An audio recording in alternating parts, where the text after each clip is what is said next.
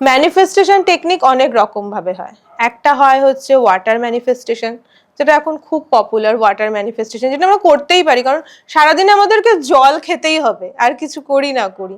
যখন জল খাবো চেষ্টা করবো আমরা যে বোতলটায় জল খাচ্ছি সেটা যেন স্বচ্ছ হয়, সেই বোতলটা যেন ভালো হয়। সব থেকে ভালো হয় যদি কাচের গ্লাসে জল খাওয়া যায়, বা কোনো ধাতব গ্লাসে আমরা যদি জলটা খাই। যেরকম আমরা যদি তামার গ্লাসে জল খাই আমাদের রবিটা স্ট্রং হবে, কাচের গ্লাসে জল খেলে আমাদের শুক্রটা স্ট্রং হবে, স্টিলের গ্লাসে জল খেলে আমাদের চন্দ্রটা স্ট্রং হবে। তো সেরকম গ্লাসটা কিন্তু আমাদের নির্বাচন করতে হবে নিজেদের চার্ট অনুযায়ী।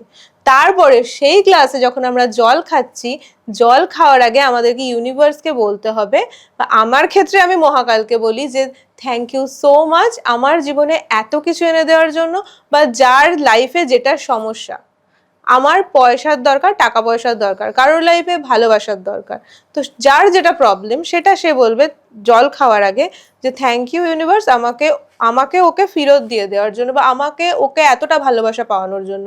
যে সমস্ত কথাগুলো বলবে সেগুলো যেন পুরো অ্যাফার্মেটিভ সেন্টেন্সে হয় এবং তার মধ্যে যেন কোনো ডাউট না থাকে।